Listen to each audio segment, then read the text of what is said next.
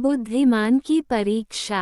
बहुत समय पूर्व जब गुरुकुल शिक्षा की प्रणाली होती थी तब हर बालक को अपने जीवन के 25 वर्ष गुरुकुल में बिताना पड़ता था। उस समय एक प्रचंड पंडित राधे गुप्त हुआ करते थे जिनका गुरुकुल बहुत प्रसिद्ध था, जहां दूर दूर के राज्य के शिष्य शिक्षा प्राप्त करने आया करते थे। बात उन दिनों की है जब राधे गुप्त की उम्र ढलने लगी थी और उसकी पत्नी का देहांत हो चुका था। घर में विवाह योग्य एक कन्या थी। राधे गुप्त को हर समय उसकी चिंता सताती रहती थी। वो उसका विवाह एक योग्य व्यक्ति से करना चाहते थे जिसके पास संपत्ति भले ना हो पर वह कर्मठ हो, जो किन्हीं भी परिस्थिति में उसकी बेटी को खुश रखे और उचित समय पर उचित निर्णय ले सके। एक दिन उनके मस्तिष्क में एक ख्याल आया और उन्होंने इस परेशानी का हल सोचा कि क्यों ना वो अपने खुद के शिष्यों में से ही योग्य वर की तलाश करे। उनसे बेहतर उनकी बेटी के लिए और क्या हो सकता है। इस कार्य के लिए उन्होंने बुद्धिमान की परीक्षा लेने का निर्णय लिया और सभी शिष्यों को एकत्र किया। राधे गुप्त ने सभी से कहा कि वे एक परीक्षा आयोजित करना चाहते हैं जिसमें सभी की बुद्धिमानी का परिचय होगा। उन्होंने सभी से कहा कि उन्हें अपनी पुत्री के विवाह की चिंता है जिसके लिए उनके पास पर्याप्त धन नहीं है, इसलिए वे चाहते हैं कि उनके शिष्य विवाह में लगने वाली सभी सामग्री कैसे भी करके एकत्र करें। भले उसके लिए उन्हें चोरी का रास्ता चुनना पड़े, लेकिन उन्हें चोरी करता कोई भी देख ना सके। इसी एक शर्त का पालन सभी को करना है। अगले दिन से सभी शिष्य कार्य में जुट गए। रोजाना कोई ना कोई तरह तरह की वस्तुएं चुरा कर लाता और राधा गुप्त को दे देता। राधा गुप्त उन्हें एक विशेष स्थान पर रख देते क्योंकि परीक्षा के बाद ये सभी वस्तुएं उनके मालिक को वापस करना जरूरी था, क्योंकि वे अपने शिष्यों को सही ज्ञान देना चाहते थे। सभी शिष्य अपने अपने दिमाग से कार्य कर रहे थे, लेकिन इनमें से एक चुपचाप गुरुकुल में बैठा हुआ था जिसका नाम रामास्वामी था। वह राधा गुप्त का सबसे करीबी और होनहार छात्र था। उसे ऐसा बैठे देख राधा गुप्त ने इसका कारण पूछा। तब रामास्वामी ने बताया कि आपने परीक्षा की शर्त के रूप में कहा था कि चोरी करते वक्त इसे कोई ना देख सके। इस प्रकार अगर हम अकेले में भी चोरी करते हैं तब भी हमारी अंतरात्मा उसे देख रही है। हम खुद से उसे नहीं छिपा सकते। इसका अर्थ यही है कि चोरी करना व्यर्थ है। उसकी यह बात सुन राधा गुप्त के चेहरे पर खुशी छा जाती है। वे उसी वक्त सभी को एकत्र करते हैं और पूछते हैं कि आप सब ने जो चोरी की, क्या उसे किसी ने देखा? सभी कहते हैं नहीं। तब राधा गुप्त कहते हैं कि क्या आप अपने अंतर्मन से भी इस चोरी को छिपा सके? सभी को बात समझ आ जाती है और सबका सिर नीचे झुक जाता है सिवाय रामास्वामी के। राधा गुप्त रामास्वामी को बुद्धिमानी की परीक्षा में अव्वल पाते हैं और सभी के सामने कहते हैं कि यह परीक्षा मेरी पुत्री के लिए उचित वर तलाशने के लिए रखी गई थी। इस प्रकार मैं रामास्वामी का विवाह अपनी पुत्री के साथ तय करता हूँ। सभी खुशी से झूम उठते हैं, साथ ही चुराई हुई हर एक वस्तु को उसके मालिक को सौंप विनम्रता से सभी से क्षमा मांगते हैं। कहानी की शिक्षा। बुद्धिमानी की परीक्षा से यही शिक्षा मिलती है कि कोई भी कार्य अंतर्मन से छिपा नहीं रहता और अंतर्मन ही मनुष्य को सही राह दिखाता है। इसलिए मनुष्य को किसी भी कार्य के सही गलत के लिए अपने मन को टटोलना सबसे जरूरी है। लालच बुरी बला है। एक शहर में एक सुनार था। उसकी दुकान बहुत प्रसिद्ध थी। वो अपनी दुकान पर नए नए डिजाइनों में सोने चांदी के गहने बनाता था और बेचता था। कुछ लोग अपने पुराने गहने लाते थे और कुछ पैसे देकर नए गहने बनवा ले जाते थे। उसकी नाप तोल बिल्कुल ठीक होती थी। ईमानदारी में उसका नाम था। अपनी मेहनत की मजदूरी ठीक ठीक लेता था। सोने के गहनों में तांबे का टांका कम से कम लगाता था। शहर में सबसे अधिक दुकान उसी की चलती थी। चाहे जान पहचान का हो या अनाड़ी, सबके साथ ईमानदारी से व्यवहार करता था। एक दिन दोपहर का समय था। गर्मियों के दिन थे। दुकान पर एक भी ग्राहक नहीं था। वहां एक आदमी आया और एक थैले में गहने दिखाकर कुछ कहने लगा। पहले तो सुनार ने बहुत गुस्से में कहा, मुझे नहीं लेने हैं सस्ते दामों में चोरी के गहने। चोरों के सरदार ने बड़ी नरमी से कहा, देख लो, फायदे का सौदा है। बस आप और हम दो ही लोगों के बीच ये बात रहेगी। आनन फानन में लखपति बन जाओगे। जब चोरों के सरदार ने अधिक कहा सुना, तो वह लालच में आ गया और गहने लेने के लिए तैयार हो गया। वो अंदर थैले को ले गया। गहने तोले और पैसे उसी थैले में रखकर दे दिए। वह सरदार थैला लेकर चला गया। अब चोरों का सरदार 20-25 दिन में आता, सुनार गहनों का थैला लेता, सुनार उसी बैले में पैसे रखता और सरदार को वापस देता।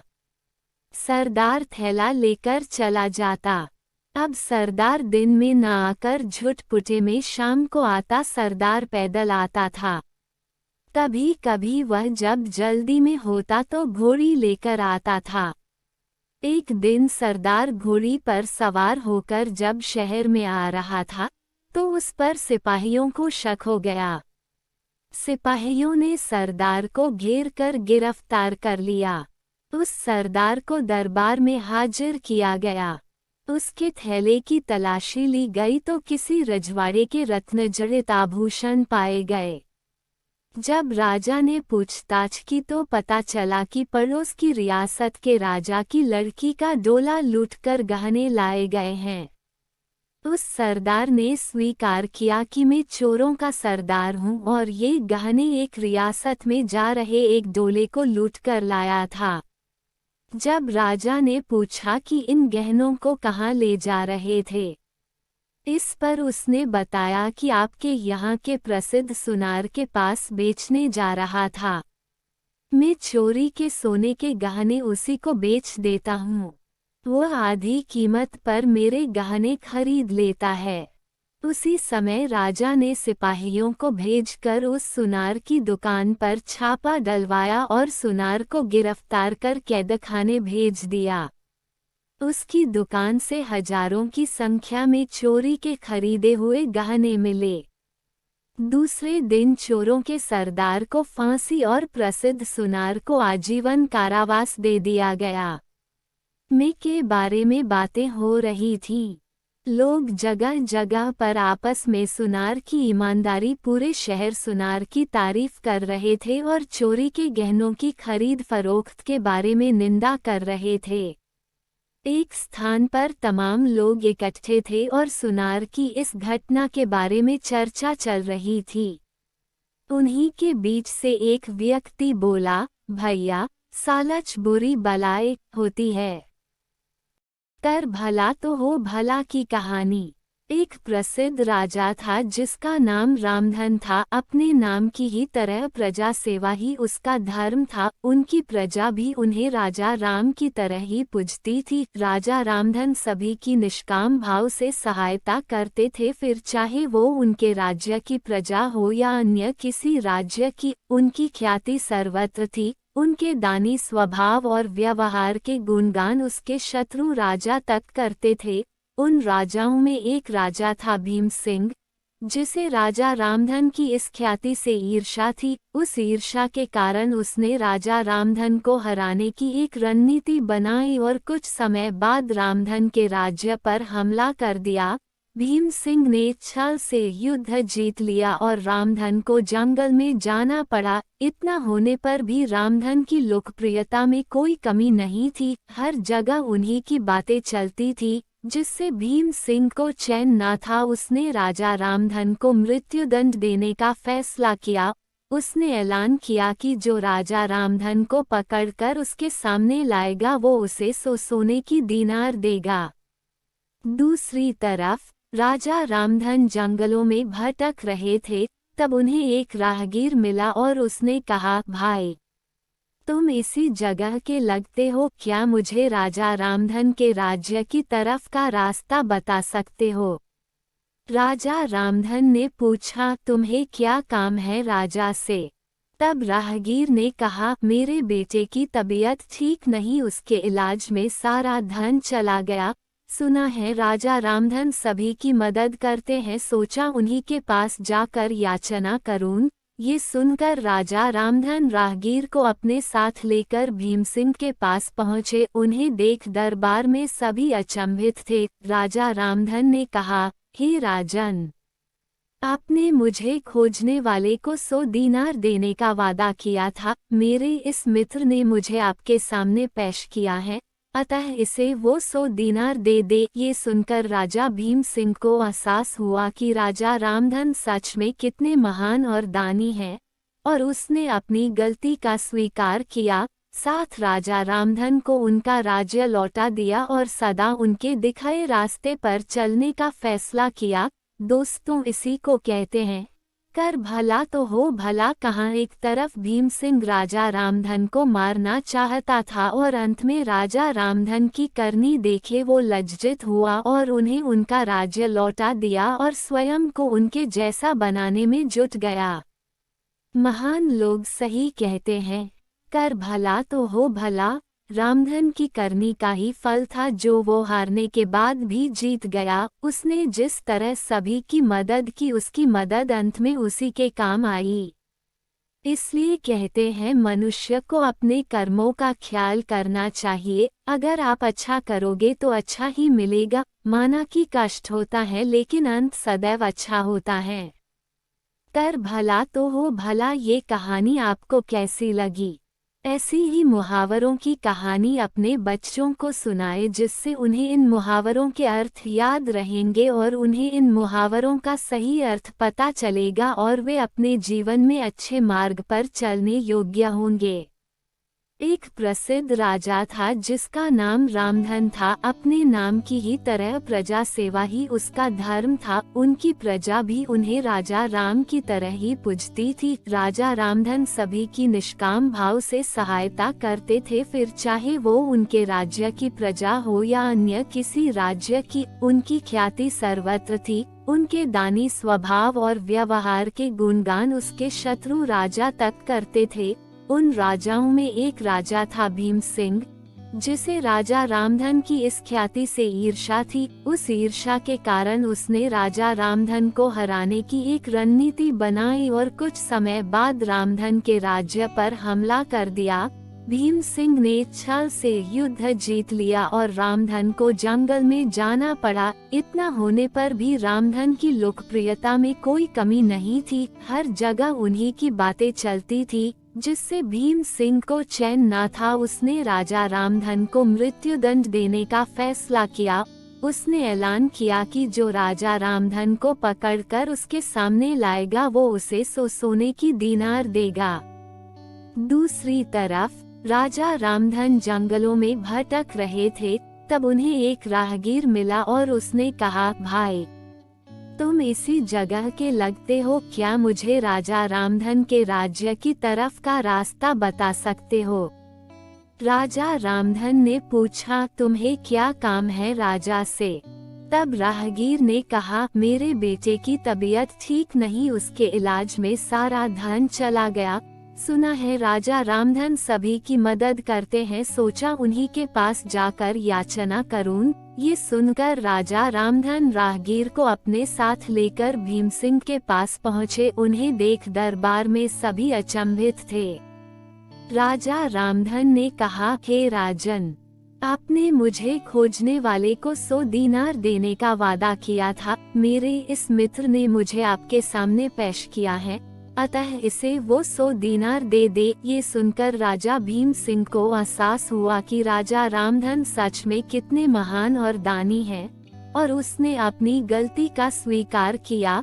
साथ राजा रामधन को उनका राज्य लौटा दिया और सदा उनके दिखाए रास्ते पर चलने का फैसला किया। दोस्तों, इसी को कहते हैं कर भला तो हो भला। कहाँ एक तरफ भीम सिंह राजा रामधन को मारना चाहता था और अंत में राजा रामधन की करनी देखे वो लज्जित हुआ और उन्हें उनका राज्य लौटा दिया और स्वयं को उनके जैसा बनाने में जुट गया। महान लोग सही कहते हैं, कर भला तो हो भला।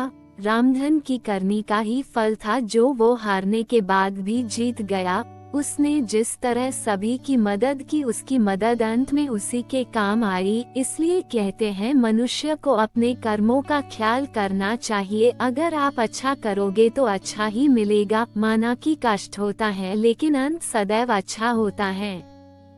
कर भला तो हो भला। ये कहानी आपको कैसी लगी? ऐसी ही मुहावरों की कहानी अपने बच्चों को सुनाए जिससे उन्हें इन मुहावरों के अर्थ याद रहेंगे और उन्हें इन मुहावरों का सही अर्थ पता चलेगा और वे अपने जीवन में अच्छे मार्ग पर चलने योग्य होंगे। बोंझ। कविता अपने माता पिता की बहुत लाडली थी। 3 बड़े भाइयों की बहन थी। कोई भी चीज मांगने पर उसी वक्त सामने हाजिर हो जाती। पूरे घर में रौब था उसका। पूरे परिवार और नौकरों पर राजकुमारी की तरह हुक्म चलाती थी कविता। स्कूल में भी पूरा रौब था उसका। बड़े घर की लाडली जो थी वह। ऐसे ही उसने कॉलेज में दाखिला लिया। उसके ठाठ बाट, बड़ी गाड़ी में आना जाना, हर दिन नया फैशन देखकर हर कोई उससे दोस्ती करना चाहता था। थोड़े ही दिनों में उसके बहुत से दोस्त बन गए। पूरे कॉलेज में उसकी अपनी ही एक पहचान थी। इन दिनों उसके घर एक रिश्ता आया। खानदानी लोग थे और पापा की पुरानी जान पहचान थी उनके साथ। कविता के साथ कोई जबरदस्ती नहीं थी पर कविता ने फिर भी हाँ कर दी, क्योंकि वह अपने परिवार से बहुत प्यार करती थी। वह जानती थी कि वह लोग उसका अच्छा ही सोचेंगे। लड़के का नाम राज था। राज काफी पढ़ा लिखा और समझदार लड़का था। ससुराल वाले भी बहुत अच्छे थे। ससुराल में कविता की जगह वैसी ही थी जैसी कि मायके में। कोई भी कार्य कविता की सलाह के बिना नहीं होता था। सबकी लाडली बहू बन गई थी वह। फिर उसके घर एक बेटे का जन्म हुआ। राहुल कविता को जान से प्यारा था। पोता पाकर ससुराल वाले तो फूले नहीं समाते थे। कविता कभी कभी सोचती कि उसकी किस्मत कितनी अच्छी है। उसका हर अपना उसे कितना प्यार करता है। चाहे जीवन में कैसा भी समय आए मेरे अपने हमेशा मेरे साथ हैं। मैं कभी अकेली नहीं हो सकती। कितनी खुशकिस्मत हूँ मैं। पर शायद कविता की खुशियों को उसकी अपनी ही नज़र लग गई थी। एक दिन वह मायके जाने की जिद कर बैठी। राज को बहुत काम था, लेकिन वह फिर भी उसे ले गया। रास्ते में उनकी गाड़ी अन्य गाड़ी से टकरा गई। कविता, राज और राहुल बहुत बुरी तरह से जख्मी हो गए। काफी दिनों के इलाज के बाद राज और राहुल तो ठीक हो गए लेकिन कविता पूरी तरह ठीक ना हो सकी। सर पर चोट लगने के कारण वह अपनी आंखों की रोशनी खो बैठी। अब कविता की किस्मत जैसे उल्टे पांव चलने लगी। मायके वाले कुछ दिनों तक उसे मिलने आते रहे, फिर कभी कभार फोन ही करके पूछ लेते कि अब कैसी हो। धीरे धीरे ये सिलसिला भी कम हो गया। ससुराल वालों की सहानुभूति भी कम होने लगी। घर में किसी को पास बैठने के लिए कहती तो जवाब मिलता बहुत काम है, अब तुम भी हाथ नहीं बंटा सकती। राज भी चिड़चिड़ा हो गया था। बस राहुल ही था उसके साथ जिसके साथ हंसते खेलते उसका वक्त गुजरता। एक दिन कविता के हाथ से कुछ सामान गिर गया जिसकी वजह से राहुल को हल्की सी चोट लग गई।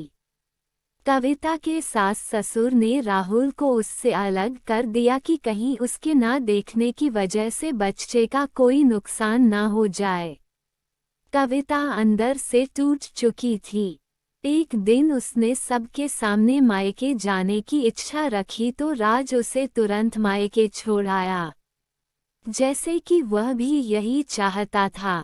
लेकिन राहुल को उसके साथ नहीं भेजा गया। कविता कभी राहुल से दूर नहीं रही थी, पर अपनी कमी के कारण उसने ज्यादा बहस नहीं की। कविता को लगा कि वह 3-4 दिन वहां रहेगी तो थोड़ा हवा पानी बदल जाएगा, क्योंकि वह कितने दिनों से कहीं भी बाहर नहीं गई थी। घर वाले भी इतने दिनों बाद उसे देखकर कितने खुश होंगे। कविता के घर पहुंचने पर सब लोग बहुत खुश हुए।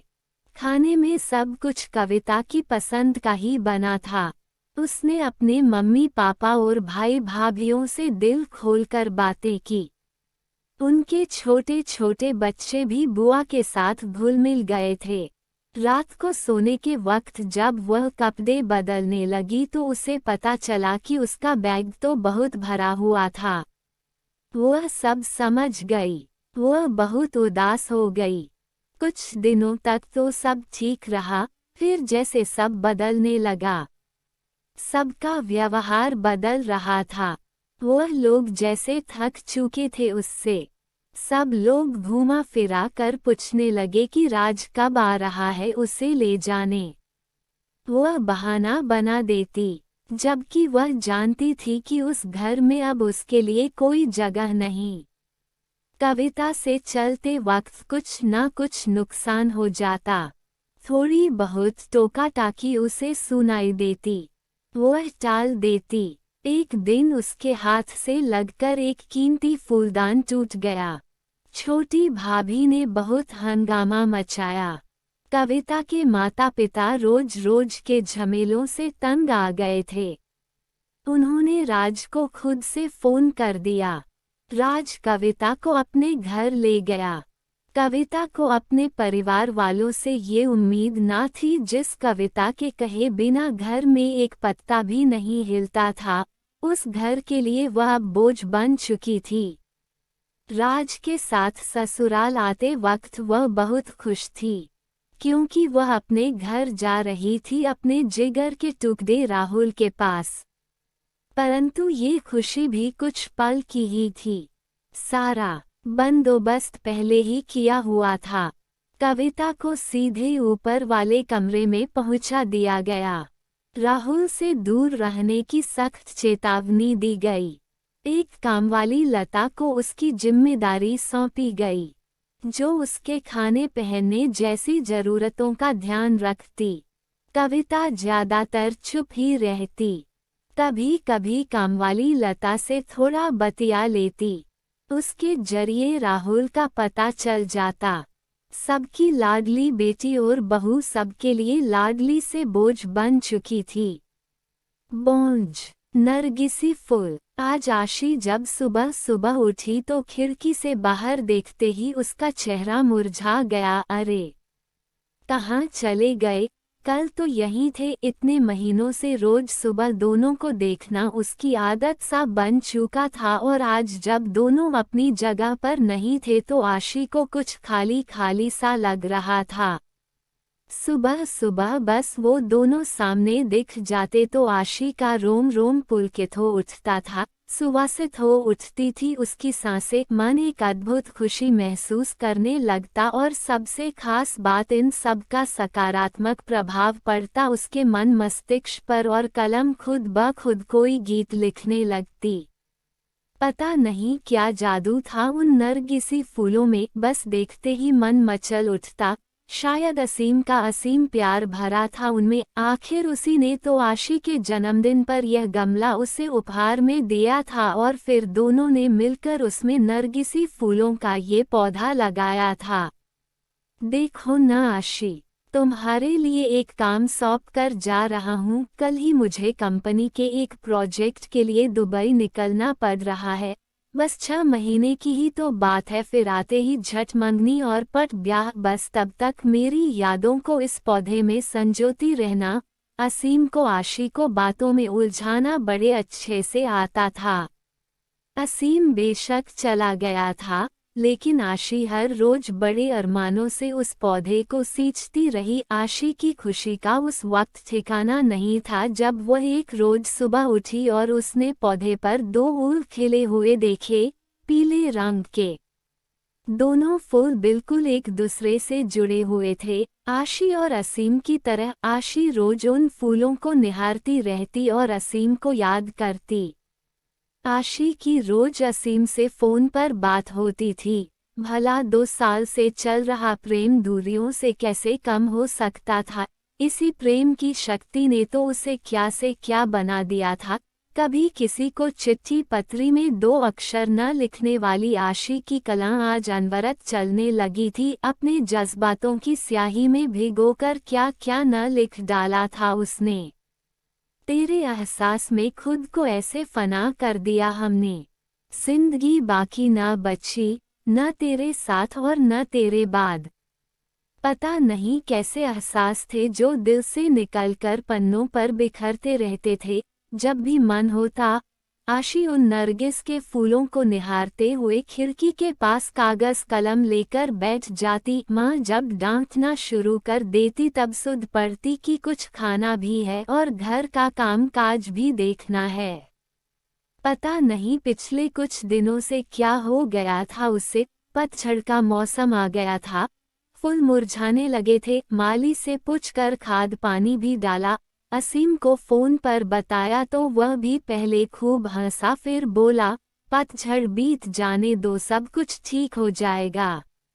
आशी फिर भी आश्वस्त नहीं हो पा रही थी। अब तो बसंत की बहार भी छाने लगी थी, चारों तरफ एक मीठी बयार बहने लगी थी, लेकिन फिर भी आशी को कुछ सही नहीं लग रहा था। आज भी उन फूलों को देखे बिना बेचैनी बढ़ रही थी।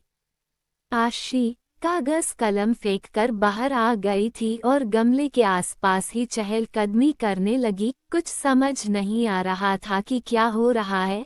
इसी सोच में उसे ये भी ध्यान नहीं रहा कि काफी देर से बाहर की घंटी बज रही है। आशी, कहाँ खोई हुई हो? दरवाजे पर कब से घंटी बज रही है, ध्यान कहाँ है? माँ ने दरवाजे की ओर जाते हुए पूछा। इससे पहले कि आशी संभाल पाती, दरवाजे पर असीम खड़ा था, मुस्कुराते हुए, हाथों में नरगिसी फूल लिए।